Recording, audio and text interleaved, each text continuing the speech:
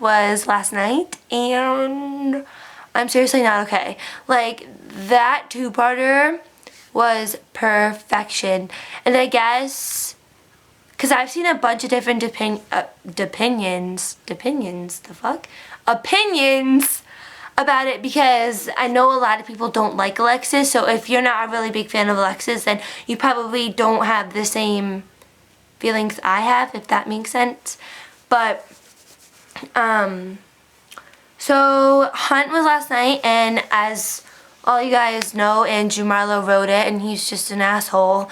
So, of course, it's gonna be like a perfect episode. So, we got it previously on Castle, and you know when that happens, shit gets pretty darn real. So, we're just like, ah! And then they brought Alexis to, I guess, the place where she was caged. Not really sure. But I know if I got caged, I'd be like, what is this? I'm not some ratchet animal. Like, how about no?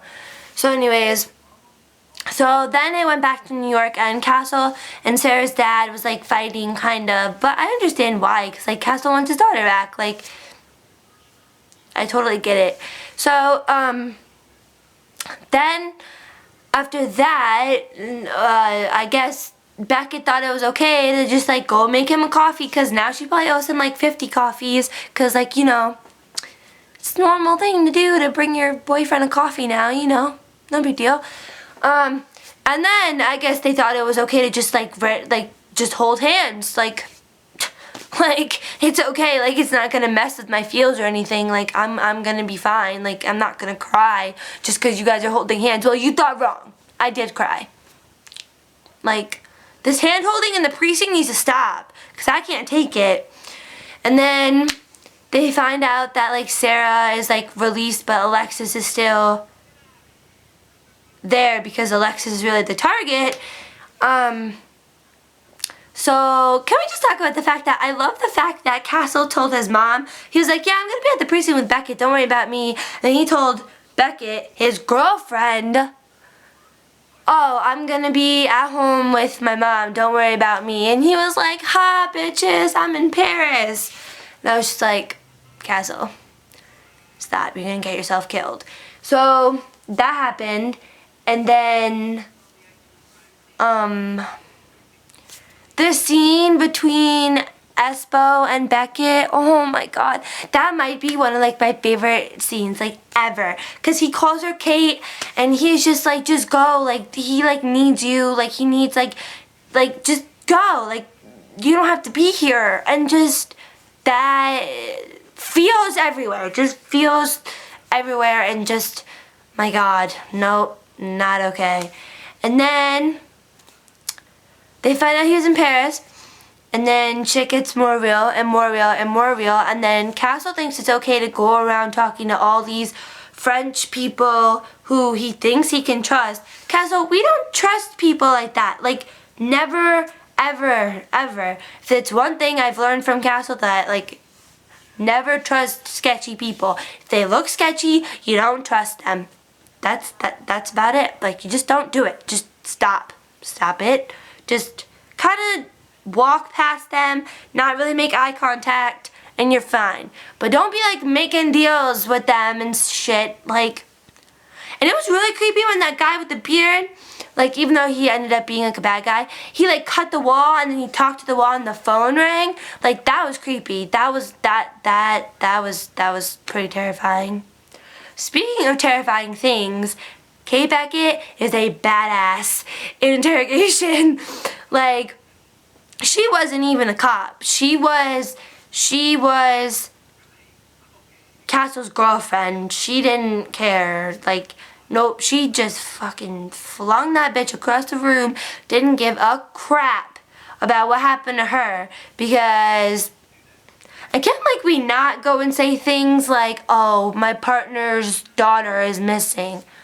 Because that gives me feels. Like, you might not think so, but that seriously makes me, like, cry in a corner and want to, like, just die. Like, no.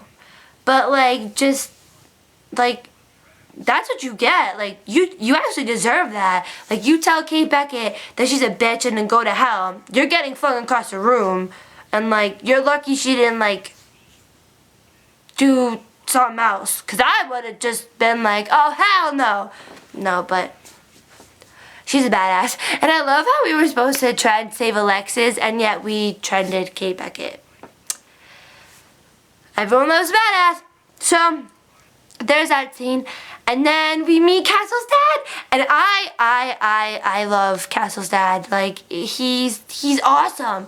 Like, can we get this Martha and Castle's dad ship sailing? Like, let's go. Like, it needs to set sail. Because that is a great ship. Like, it's time to start shipping them. And like, I really hope he comes back. Like, I really, really hope he comes back. Like, I pray. Like, Andrew Marlowe, please, please. I will bake you cookies if you bring Castle's dad back. He's just this awesome. He is badass, yo. But I love this scene where like, he like took the phone and he like shot it. He was like, what are you doing? It's a $200 phone. Like, that was really funny. But just like, he's awesome. And like, he's been there for Castle, but not like technically there, but he's been there. And he's like watching over Martha and Alexis and him. And just like feels everywhere. They're everywhere. And I can't contain them. So it's just like, and then Castle's dad says always, like, dude, you're gonna be in Castle's life. You need to learn that we don't go throwing that word around. No. We kind of keep it on the down low, like the fanfic, the dedication. We read it once, we cry, and then we don't talk about it. It's like when we say always. We hear it, we cry, we don't talk about it. Just, it goes in that pile of things we don't talk about. So, like, no, we can't be doing that. We cannot be doing that shit. So, and then like when Castle finally like sees Alexis, and then Alexis starts crying because she thinks Castle's gonna die. Like, that scene breaks my heart because just like, I just can't even. I really can't.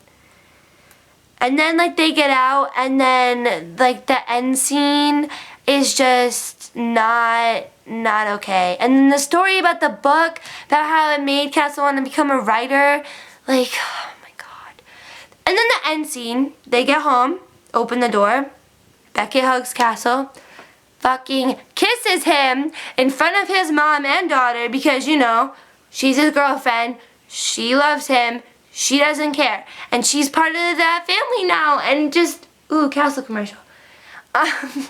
She's part of that family now, and just, she doesn't really care. Like, she just loves them all, and just, and can we talk about, like, in the background, like, if you notice in the background, like, Beckett and Alexis, they kind of, like, link arms after they hug, and they hugged, and just, like, that was perfect.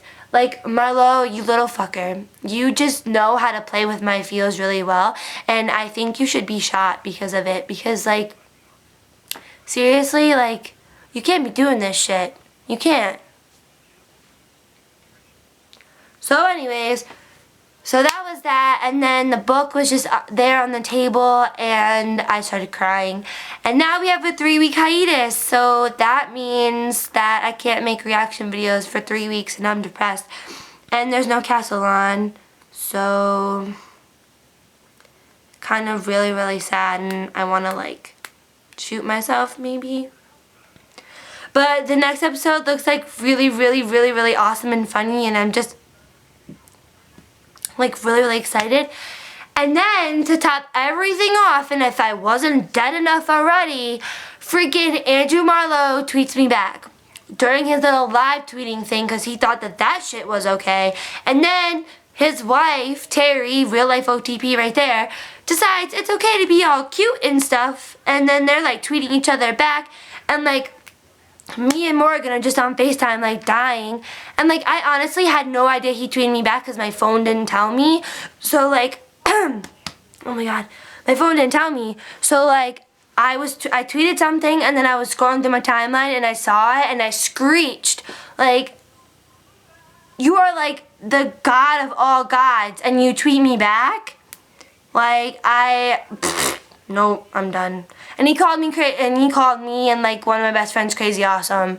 Like, that's just, I I can't. Like this show and everyone like involved in it is just so amazing, and the amount of awesome people that I've met because of this show is just crazy. And like I've met my best friends because of this show, and if it wasn't for this show, I wouldn't have half the people in my life that I do now, and I wouldn't be where I am now. So I'm just so thankful for this show, and it bothers me a lot when I see people complaining about it and everything. So yeah, so that was basically it, and I'll probably make like random videos throughout the hiatus just to like get us through it or whatever. I don't even know, but yeah, so that's basically it. Oh, and before I go, it's a week ago today, we had to put my dog to sleep, and it's just been really hard on like everybody and stuff, and so we decided that we're getting a new puppy, and we adopted her and everything already, but she's sick, so she can't come home yet. So I'm just like sitting here patiently waiting, and we finally decided on a name, and we're naming her Daisy, and I'm just so excited. And there's a picture on my Twitter, so if you want to see her, just go on my Twitter and it'll be there. And so yeah, so I love you guys, and I hope we make it through this 3-week hiatus. Oh, and there is a party on set tomorrow for the 100th episode, and they might be going to Paley Fest. So Paley Fest was fucking fantastic last year, and like they weren't even together yet, like Castle and Beckett. So imagine what's gonna be like this year. Bet you that gave you some feels. So I'm gonna leave because this video is 12 minutes long. I think this is like my longest reaction video ever, and if you sat through this whole entire thing, then I love you to death. And yeah, so again, I love you all, and I will see you whenever I make my next video or something, or I don't really know. So yeah.